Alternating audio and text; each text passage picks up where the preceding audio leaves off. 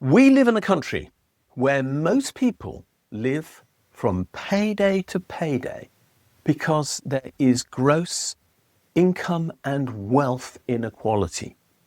We have a country that doesn't seem to care about that gross income and wealth inequality and the consequences that flow from it. And my suggestion to you is a very simple one. We do need to care.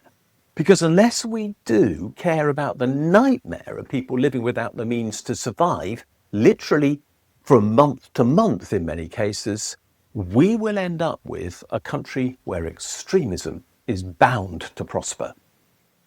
The background to this is simple. Most people in the UK have low income, and they do not have adequate savings. And so there's a series of questions to ask. What are the consequences of that? Why do we put up with it? What can be done about it? Is the problem of poverty and inequality always going to be with us, or are there better options? And all that's what this video is about. First, let's look at some facts. UK income distribution data is published by the government and by HM Revenue and Customs in the UK. The information I'm now putting up on this chart comes from the government. But in practice, there are real problems with this data, as if they didn't want to tell us the truth, the whole truth, and nothing but the truth. Those two problems are that, first of all, this information on income distribution is stated after tax.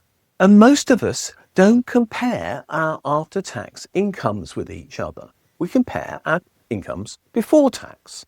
And there's good reason for that. Tax bills vary for all sorts of reasons. And so this is misleading information. And the second problem with the data on this slide is very straightforward. The top 3% of income earners are missing from the data. And that's because they earn too much. But that means that this representation of how income in the UK is shared is completely false. It makes it look as though things are more equal than they are. I don't believe the UK government should be doing something like that. This is something that I call an unknown known. They know the truth, and they're supplying you with information that is misleading as a consequence. So let's instead look at information which is available from HM Revenue and Customs. The data is unfortunately for the tax year 2022-23, that is the year ended on the 5th of April 2023, and that is the most up-to-date that we've got with regard to declared incomes to HM Revenue and Customs. And the data looks at the distribution of income in the UK split between various percentile groups. So, right on the left-hand side, the lowest of those red columns, we've got income for the bottom 1% of people who pay tax in the UK. And I stress, this information is for people who pay tax, and I'll come back to that in a minute. And the people in that extreme group on the right are the people in the top 99th centile of income earners in the UK. A centile being 1% of the UK population who are in this top group. And as you'll see, what is glaringly obvious is that the disparities between the incomes before tax of those in the bottom 1% and the income of those in the top 1% are dramatically different. And in between, we have a gradual profile of change. What does it mean? It shows this. 50% of people in that tax year, ended 2 years ago, earned less than £28,400 a year. Now, their household incomes might have been more, of course, because many households now have 2 income earners. But that's the income per person. 75% of all people earned less than £43,000 a year. 95% of people earned less than £90,500 a year.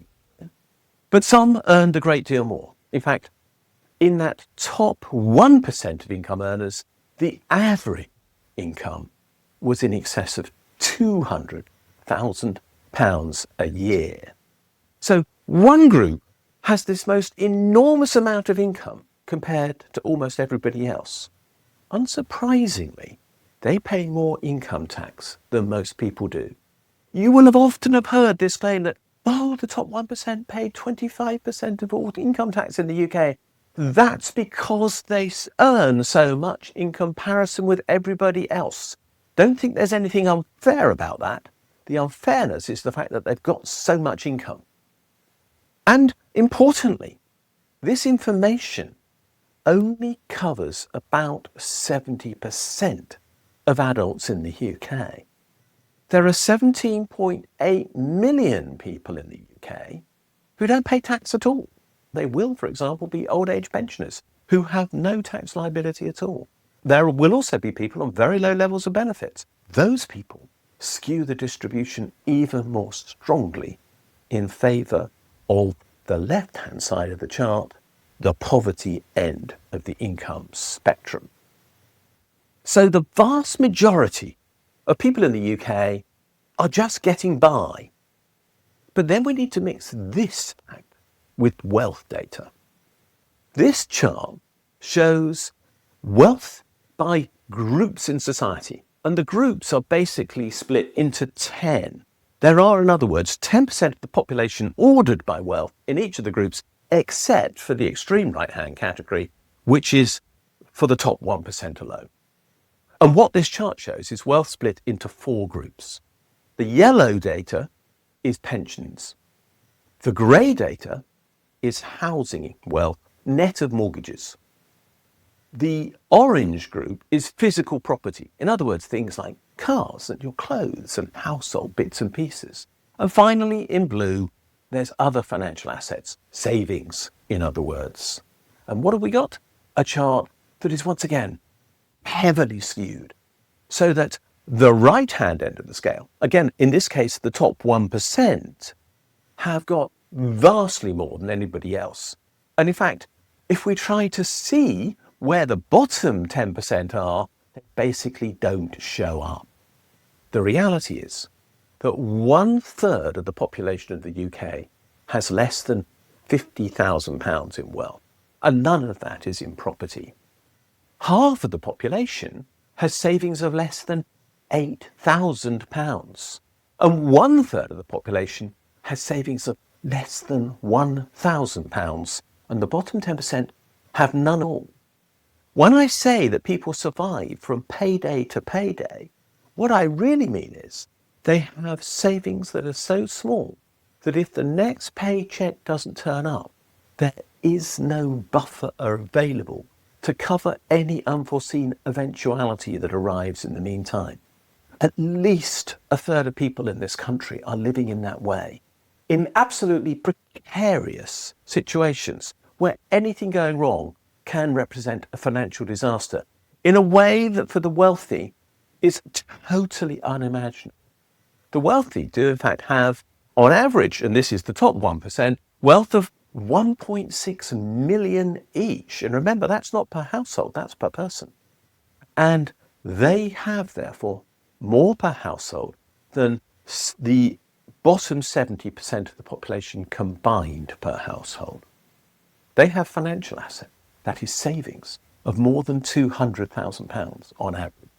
There is no calamity that is going to hit them on such a scale that they're going to be in crisis as a consequence. This is what gross inequality looks like. And this distribution is not just about these decile groups, the groups of 10% into which I've categorized everybody there, using data from the Office for National Statistics. There's another problem with inequality. It is also seriously geographically uneven. As this map of the UK shows, people in the southeast of England have 3 times more wealth than people in the northeast, Cumbria, Lancashire and Northern Ireland. Scotland and Wales are poorer than any part of southern England. There is, as a consequence, massive gross inequality within the UK. And that's not the only thing that we've got a problem with. There's also inequality by age rate. This also impacts people really heavily. Look at this chart, which provides this information, again with data supplied by the UK government. The young have virtually no wealth at all. Now, you could say that's unsurprising. They've never had a chance to earn anything. But that means that they have no margin for error as well. So some of the poorest people in the UK, the young, those who are more likely to make a mistake, have no margin for error to deal with it, unless they have a parent who's willing to help them out. And not everybody is in that fortunate situation. Then look at who dominates wealth by age. It is those from 55 to 75. But there's a perverseness in this. When you reach the age of 55, you've actually reached the point where you have relatively few responsibilities in most cases.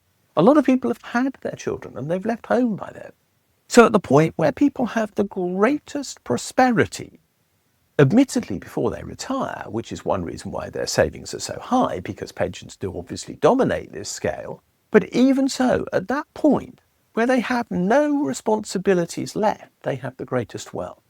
And what that means is actually we're also leaving young families, and you can see where they sit on this scale, well down the order, in a situation where they too are short of the wealth they need to deal with anything that comes up that might affect the well-being of their children. We've got a situation where we have this gross inequality. And so what is the government going to do about it? This is a headline from the Guardian newspaper, made this month, May 2025, where Liz Kendall, the government's work and pensions minister, is celebrating the fact that the £5 billion of disability benefit cuts that the government is going to put into place will supposedly stop the welfare state from collapsing in the UK. First of all, that's not true. The UK's welfare system will not collapse for the sake of £5 billion, because the government could find £5 billion very easly in a total annual expenditure budget of well over £1 trillion, or in other words, more than £1,000 billion. £5 billion is neither here nor there. But what Liz Kendall is choosing to do is penalise those who don't even get onto that income distribution chart that I showed, because the vast majority of people with disabilities don't have any taxable income at all. She is hitting the poorest the hardest. And that's what's happening. And the government is choosing to exacerbate this. It has chosen to put no new taxes on wealth into place since it came into office. It is not attempting to collect taxes, more taxes, from those on high incomes or wealth.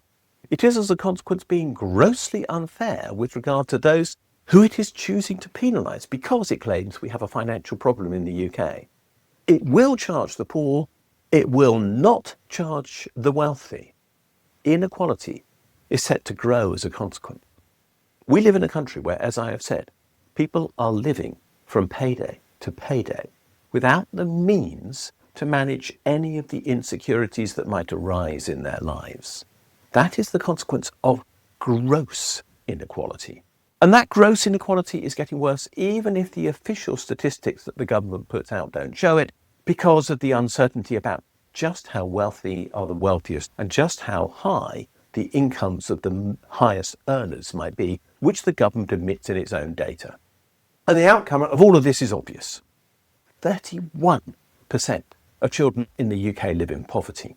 We have growing ill health, and there is a direct correlation between ill health and poverty. We know that. There is rising mental ill health. And that's unsurprising. When you force people to live in precarious situations where they have no resilience, of course they are going to be very stressed. We have growing educational divides, because not only are those divides in regional wealth real in themselves, they are also reflected in the resources that the government is willing to supply to educational authorities around the country and the councils that fund them, because they are underfunded in the places where need is greatest. It is as if the government doesn't care. And the consequence, of course, and perhaps the one that worries me most of all, there are young people with no hope. The government says that it's worried about the fact that almost 10% of young people have never worked and might not work because of their ill health and other causes. And yet they're doing nothing to address the problem by providing these young people with the chance and the hope that they might one day improve their situation as a consequence of working, when it's very clear from this data that working will actually solve nothing for them. And all of this is coming from a supposed Labour government, a government that I call Labour in name only, or LINO for short. No wonder that the Reform Party is popular. No wonder that they are winning votes. We've built a country without resilience. The far right is exploiting that. So what do? Well, we have to build a country that cares. We have to redistribute income and wealth. It's as simple and straightforward as that. We cannot live as we are. People cannot live in the circumstances that we are forcing them into. We are rich enough to be able to ensure that everyone in the UK could live at least adequately and without fear. But we aren't. We are not delivering that most basic of things that any government should do, which is to supply freedom from fear. So why don't we do that? It's because the wealthy have been told they're worth it. They've been told they've earned their success and that it's theirs to enjoy. They're worthy, the deserving, the righteous ones, in other words. But the corollary is that there is now a revived concept of the undeserving poor in the UK. You can see it in everything that Liz Kendall, our Minister for Work and Pensions, says. She obviously believes that because that's why she's punishing disabled people. That concept, that belief that there are people who simply don't deserve our support is destroying equality in the UK. It's encouraging fascism. It's denying families and their children hope, and it's destroying their futures. We could have a land of hope, but only if we redistribute income and wealth. What would you do?